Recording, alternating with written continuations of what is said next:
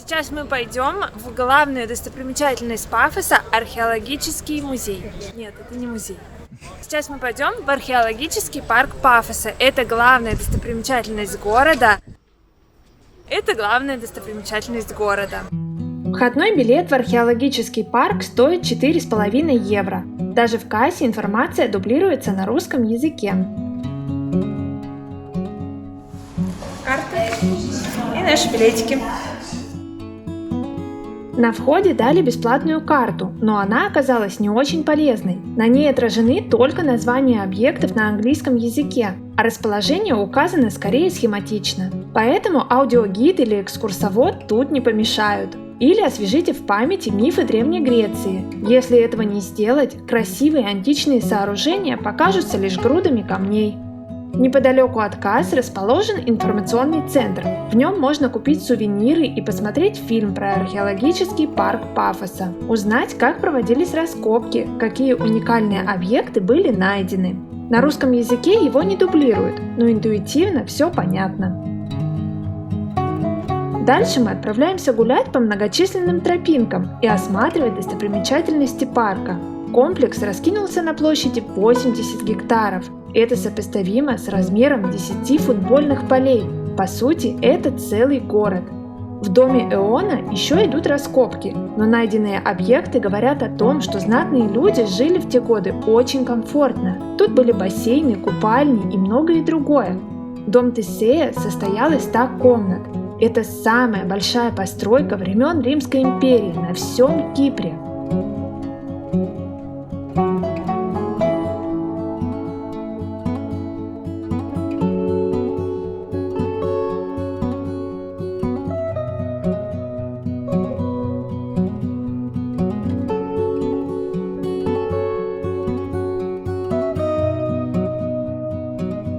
Мозаики сделаны из гальки, мрамора и цветного стекла.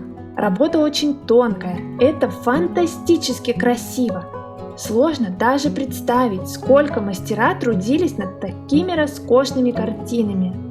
Некоторые объекты укрыты брезентом, потому что раскопки продолжаются до сих пор. При этом доступ в археологический парк Пафоса всегда открыт. Вся его территория находится под охраной ЮНЕСКО.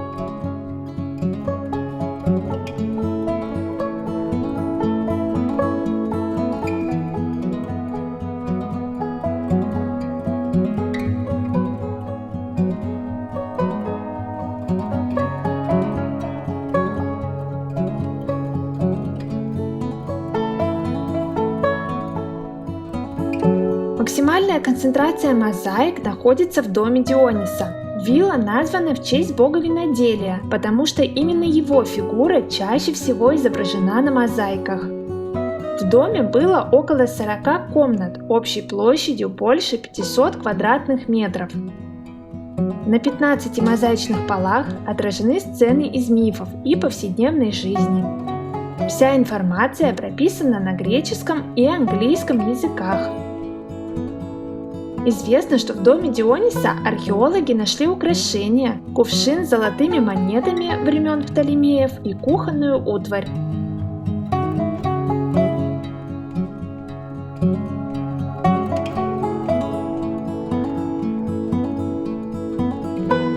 Археологический парк Пафоса – это не только дома и дороги. Тут вы увидите останки древних бань, площадей и общественных построек. А еще система водопроводных и канализационных труб, которые доказывают, что городская инфраструктура в те времена была хорошо развита. А это фрагменты Одеона. Археологи восстановили часть амфитеатра и сцены. Много веков назад здесь была и крыша, которая защищала зрителей от солнца. В высокий сезон в археологическом парке Пафоса выступают музыканты и проходят спектакли. На ступеньках могут уместиться 1200 человек.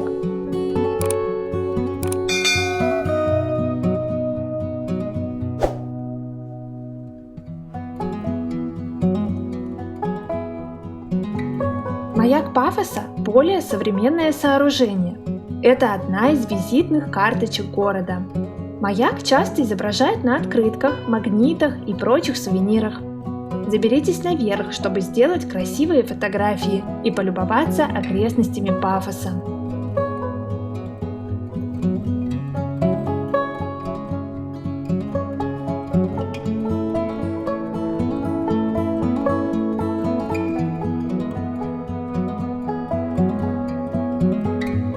В археологическом парке оборудовано около десятка смотровых площадок. Почти со всех точек вид одинаковый. Тут тоже получаются очень красивые снимки. Мы гуляем по археологическому парку уже, наверное, часа 2. Здесь очень интересно, но, конечно, было бы прикольно ходить с гидом, который все знает, рассказывает мифы. Мы скачали путеводитель, попутно что-то слушаем, что-то читаем, но все равно хотелось бы немножко больше живости. Но вообще очень интересно. Вот это место было открыто совершенно случайно. Фермер собирался вспахать землю и наткнулся на мозаику. Он сообщил об этом, и сюда со всего мира съехались археологи и откопали вот это вот чудо.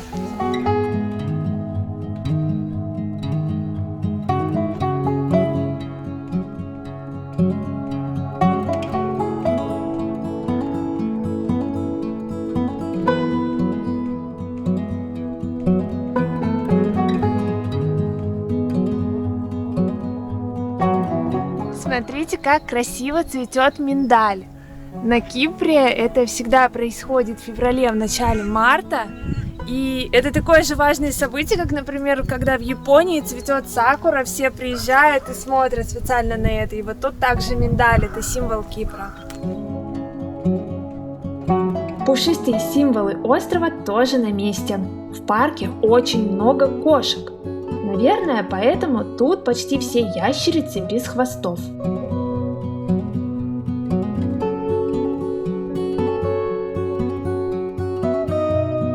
А это руины замка Саранта-Колонес. Он был построен в 7 веке для защиты города и гавани Пафоса от арабских набегов. Враги несколько раз его разрушали, но крепость восстанавливали заново. Землетрясение XIII века превратило ее в руины. После этого замок больше не восстанавливали.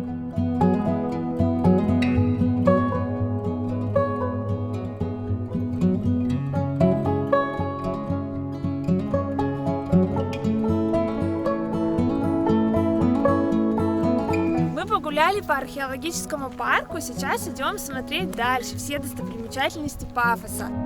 На краю гавани стоит Пафосский замок. Некогда крепость, тюрьма, потом соляной склад. Сегодня это важная достопримечательность. За 2,5 евро можно подняться на смотровую площадку на 2 этаже. Неподалеку расположены царские гробницы. Здесь вы увидите искусно выполненные захоронения знатных особ. Тут точно нужен аудиогид или экскурсовод, иначе будет скучно. Мы погуляли по городу и направляемся в катакомбы Святой Соломонии. Согласно легенде, сирийский царь принуждал женщину отречься от веры. За неповиновение ее сыновей убили у нее на глазах. Соломония умерла в катакомбах от горя, а много лет спустя вышла оттуда исцелившейся. Перед входом в катакомбы Святой Соломонии растет вот такое фисташковое дерево. Оно все увешано тряпочками. Говорят, что нужно привязать какую-то свою вещь и загадать желание. А по второй версии нужно сюда привезти вещь человека, который нуждается в здоровье, завязать, и тогда он поправится. Это поверье породило легенду о чудесном исцелении Соломонии. Женщина была причислена к лику святых. Позже, во времена гонений на христиан, в катакомбах укрывались верующие. Здесь до сих пор хранятся иконы, а люди приходят в подземную церковь помолиться и попросить о здравии.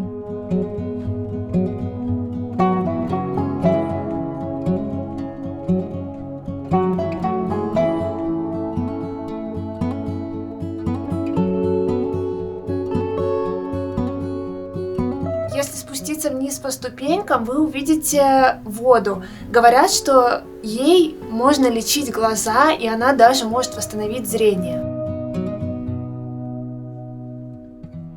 Катакомбы занимают большую площадь. Если пройти немного в сторону, обнаружите просторные подземные помещения.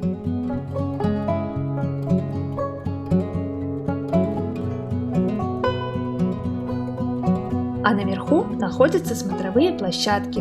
Ничего сверхъестественного, но заглянуть можно. В катакомбы можно сходить самостоятельно, а вот в гробницы и археологический парк лучше отправиться с гидом, чтобы получить максимум удовольствия, а не побывать там для галочки. В описании к видео оставим ссылки на хорошие экскурсии в Пафосе и полезную информацию о достопримечательностях. Именно Пафос считают самым интересным городом Кипра с точки зрения активного туризма. В самом городе тоже много интересных объектов. Мы покажем их в обзорном видео в следующем выпуске. А пока поддержите нас лайком, нам будет очень приятно. Подписывайтесь на наш канал, жмите на колокольчик, чтобы не пропустить новые выпуски. Пока!